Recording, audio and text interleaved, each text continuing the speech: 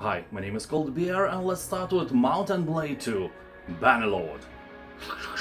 And this is my noble steed. In this open-world strategy RPG sandbox, you will create and develop a character that matches your playstyle. Explore, raid and conquer your way across a vast medieval world where no two playthroughs are the same. You will raise armies, engage in politics, trade, craft weapons, recruit companions, and manage your clan. You will command and fight alongside your troops in first or third person. Participate in huge real-time battles using skill-based combat system. You can also test your might against players from all over the world in multiplayer PvP, including ranked matchmaking and casual game modes, or host your own server. The only downside, according to Steam players, is that the game is very addictive. Just like potato salad, if you start playing, there is no way you can simply quit doing that. And yeah, I personally know a dude who played 60 hours of it in just one day. True story, bro. I would never lie to you. Also, if you have a weaker PC or just want to try one of the greatest games ever made, try the first part of this game, Mount and Blade Warband. It has an overwhelmingly positive review score on Steam and is considered a masterpiece without any doubt. Chivalry 2. When years ago I tried the first part of the game, I liked it so much that I played it for several hours non-stop. I had great internet, so anyone with slower connection died from my swings like bleeding pigs just because of the lag in their pathetic homes. I felt like a combat god, but that only lasted until some averagely talented players with good internet speed connected to my server and, I started to die a lot. That I didn't like. I have a similar story with Chivalry 2, but somehow this part was easier for me to learn and I had tons of fun. So here you'll try to dominate massive 64-player battlefields. Catapults tear the earth apart as you lay siege to castles, set fire to villages and slaughter filthy peasants in the glory of team objective maps. Also, a fully featured mounted combat system will make you feel like a true knight, and that includes the ability to trample your foes, land devastating front and rear horse kicks, unhorse your opponent with a lance and engage in a deep melee combat with grounded or mounted opponents. The game has a very positive review score left by tens of thousands of players, so I think it's safe for you to give it a try. Medieval Dynasty. Here you take on the role of a young man who has fled from war and wants to take his fate in his own hands. From being alone, inexperienced and poor, he will develop into a master of many skills, a leader of community and the founder of a prosperous dynasty. Dynasty which is meant to last and prosper for generations to come. So you can create a tiny medieval North Korea for yourself and thrive, while your friends eat grass. You will defend against wild animals, hunt for food, gather resources, craft equipment, build yourself a house and become a founder of a whole village. Tough winters and unexpected events will challenge your skills and dexterity as you strive to build your own legacy. One of the coolest things for me here is the entire year cycle, with 4 seasons and realistic wildlife that really helps with the immersion. A Plague Tale: Innocence. Here you'll take control of young Amisha and her little brother Hugo in a journey through the darkest hours of history. Haunted by Inquisition soldiers and surrounded by unstoppable swarms of rats, you will struggle to survive against overwhelming odds. Dead, rotten bodies lay everywhere and rats, oh, those creatures can and will eat anyone alive who does not carry a light source. As I always say, this is a bit unbelievable. Unbelievable. Rats are no vampires. I used to own one, it liked bathing in the sun rays. Well, what if those are vampire rats? I never actually thought about that. Anyway, keep in mind that the atmosphere here is grim and dark, so if you are a sensitive person, it may prove a challenge to play. Game tend to pull the ropes of emotion, and if you let your guard down and allow it to do its dark job, it will control you like a puppet. And also there is the second part of the game named A Plague Tale: Requiem. It is a continuation of the story, also very well received by the fans, so if you like the first part, there is a huge chance that you will play the second one as well. Just start with Innocence, don't skip the story. Age of Empires 2 Definitive Edition. This is a slightly better version of classic Age of Empires 2, but in general it's the same old game just in a slightly prettier package. If you played Age of Empires 2 a long time ago, you'll probably notice nothing new except the graphics. Well, who am I kidding, these are exactly the graphics you are falsely remembering. The game wasn't so pretty, believe you me. Visuals here are really nice. You can even zoom in a little. Actually, a lot of other stuff is updated as well, like farms receding breeding automatically, more aggressive AI, slightly better pathfinding, and a bit of rebalanced technologies and units. Well, pathfinding is still terrible. I can promise you that you will be collecting lost units across the map all the time. Also, 4 new civilizations are included: Bulgarians, Cumans, Tatars, and finally Lithuanians, who were one of the most powerful nations in Europe in the Middle Ages. Also, keep in mind that if you make a game with 4 other AI opponents with a population of 200, you better borrow that supercomputer from NASA, because otherwise you will learn what astronomical lag means. Yeah, pun intended.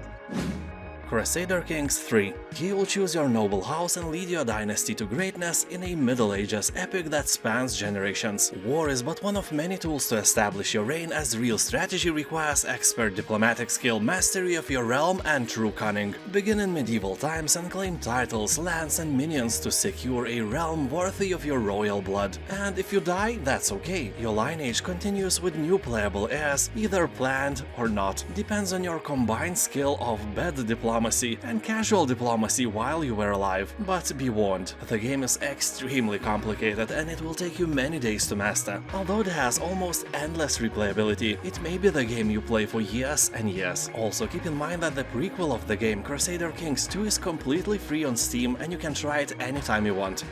Field of Glory 2 Medieval.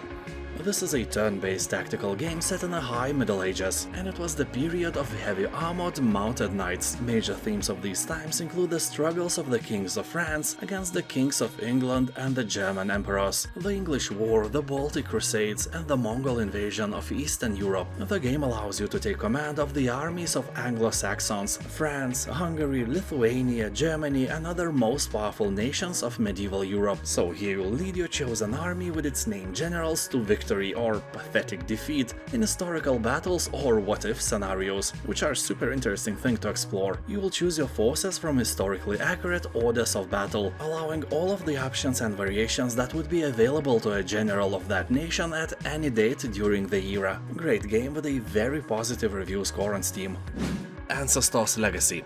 This is a real-time strategy game influenced by historical events of the Middle Ages. Ancestors' Legacy combines resource management and base building with large-scale squad-based battles across vast battlefields. It is all rendered in great detail with Unreal Engine 4. You will experience medieval bloodshed and can enjoy a cinematic action camera that puts you right in the middle of the battle. People on Steam are saying that Ancestors' Legacy is easy to learn and it's like chess. It involves a lot of strategy, so the more you play, the better you become. Basically, here a lot of options to crush the enemy lie in the plain sight, but only the master strategist can see them all. So the more you play, the easier the game will seem. Or not, you know, we all have our limits, and sometimes our limit is below the requirements of a victory.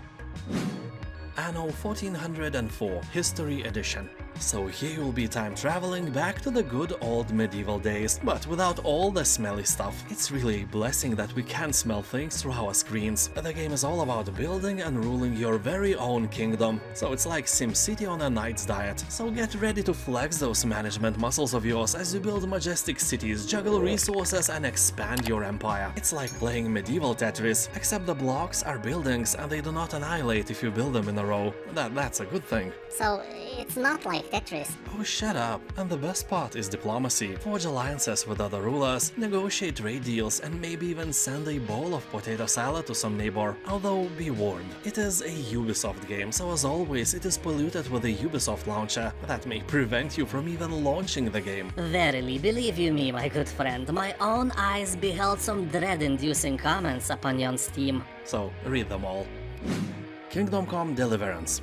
If you take Skyrim and strip it of dragons, trolls, elves and magic, you might get a very boring game. Not as boring as your sister, but really, you may think that it would probably suck. But these Czech developers who created Kingdom Come Deliverance managed to make a realistic medieval Skyrim-like game that is not only not boring, but is one of the most famous open-world games nowadays. It has a great story, interesting missions and a really beautiful world set in an ancient part of nowadays Czech Republic. So grab your wooden sword and show everyone how to fight. Well, I'll be honest, this game is terribly hard at the beginning. A simple drunken peasant will destroy your dignity at ease. The learning curve is not friendly at all, but you will learn, everyone learns. You're not worse than everyone, right? Although in general, the harsh reality of a level 1 villager that decided to become a warrior is not very pleasant, like in any game. And combat here is very realistic. I'm not kidding, some duels against stronger foes can span 15 minutes or even more. Here you will really feel like a lone warrior fighting for your life. Immersion definitely over 9000. Stronghold Definitive Edition. This castle life and defense simulator allows you to design, build and destroy historical castles and engage in medieval warfare against the AI in 26 campaign missions or online with up to 8 players. With 4 renegade lords to defeat, it is up to you to reunite medieval England and take back your lands. Missions range from breaking sieges and capturing enemy castles to raising gold and holding off enemy attacks. Also featured is a full economic campaign which will task you to gather resources and build weapons within the time limit. So to be short, here you will build your dream castle and feel important for a short period of time, until your dream castle crumbles down and burns to the ground. Like your hopes that your boss will raise your salary one day. Just find another job, dude. Let this be a sign for you to change your life for the better. Graveyard Keeper. Here you can make candles from human fat, burn witches, and even sell mystery meat to the local tavern. Well, you and I, we both know that this is human flesh from corpses, but nobody else has to know, right? That is not a question, by the way. You know, you wouldn't want to visit a local tavern as a special guest. You know, I like you. Anyway, Graveyard Keeper is the most accurate medieval cemetery management sim of all time, because obviously there are no other medieval cemetery management games. You'll build and manage your own graveyard and expand into other ventures while finding shortcuts to cut the costs. Use all the resources you can find. After all, this game is about the spirit of capitalism and doing whatever it takes to build a thriving business. If you have guts, try this game. If not, you can always harvest some from a fresh dead body. Banished. In this city-building strategy game, you control a group of exiled travelers who decide to restart their lives in a new land. They have only the clothes on their backs and a cart filled with supplies from their homeland. The townspeople of Banished are your most important resource. They are born, they grow older, go to work, have children of their own, and eventually they die. Keeping them healthy, happy and well-fed is essential for your town to grow. Although building new homes is not enough. There must be enough people to move in and have families of their own. Game is quite relaxing, so if you are tired of battles, or let's be fair, battles are not your strongest side, Banished may be the game of your choice. Beautiful landscapes, season cycle, calm music, several boxes of beer and a huge bowl of potato salad is everything one can need to chill for a few days. Manor Lords. I remember when I saw the Manor Lords gameplay trailer for the first time and I learned the fact that it was developed by one man, I was really skeptical. You know, how can an indie game created by one dude look better than Age of Empires 4? It seemed absolutely impossible and reeked of scam, but I was obviously wrong. Also, I'm sure that he got some help after he coined a publisher, which is Hooded Horse, one of the coolest publishers around. So Manor Lords is a wonderful city builder with elements of war. The visuals of the game are great, especially when you zoom in and see all that beautiful grass, all that beautiful graphic cards melting grass. Yeah, my PC froze a few times while I was playing a demo on ultra graphics. Also, I was recording a video in 4K at the same time, so it may have something to do with that as well. The goal of the game is to build a fully functioning medieval city. You start by building a hunting lodge, wood-cutting structures, peasant huts, all that necessary trifle, and you end up with a huge prosperous city of called Beristan. I especially like that you can build lots and fields in almost any shape you want, and then your builders and algorithm will do the rest. Also, a cool feature is that you can regrow your forest. You have a special forester building where you can assign your workers and they start reforestation. Anyway, this is a wonderful RTS game. I can recommend it without a doubt. Siege Survival Gloria Victis. Your country is invaded and your city is under a brutal siege. A small group of civilians are trapped in the only remaining stronghold. They are the last source of hope for the defending troops hanging on for their life. You might not be fighting the invaders yourself, but the fate of the city lies in your hands. You know, you are the manager. Without you, everything will succumb to chaos. You need better weapons, a roof over your head, hot food, and all the other things for, you know, existing. And the only way you'll get these is if you and your team craft them. But resources are limited and you'll need to sustain both soldiers and civilians. Maintaining this balance is not the job for the faint-hearted, believe you me. So you will have to find ways to preserve your potato salad, develop your infrastructure and use your supplies more efficiently. Main story will only take around 8 hours to beat, but if you want to unlock all the achievements, it will take you around 10 times more. People are saying that the game reminds them of the famous This War of Mine, and that is never a bad thing. Going medieval. Stake your claim in this colony building sim and survive a turbulent medieval age where almost everyone has died from plague. Here will construct a huge fortress in a land reclaimed by wilderness, defend against raids and keep your villagers happy as their personalities are shaped by the world around them. While keeping in mind all that plague and also occasional pillaging, keeping villagers happy might be a harder thing than, getting drunk from non-alcoholic beer. Keep in mind that the game is very similar to RimWorld. People on Steam are calling it RimWorld Elite or Medieval RimWorld, but don't be scared, these are positive comments, meaning that if you like the famous game, you will probably like Going Medieval as well. The game is in early access, so don't expect miracles, although it has a very positive review score on Steam, so it is in a good shape already.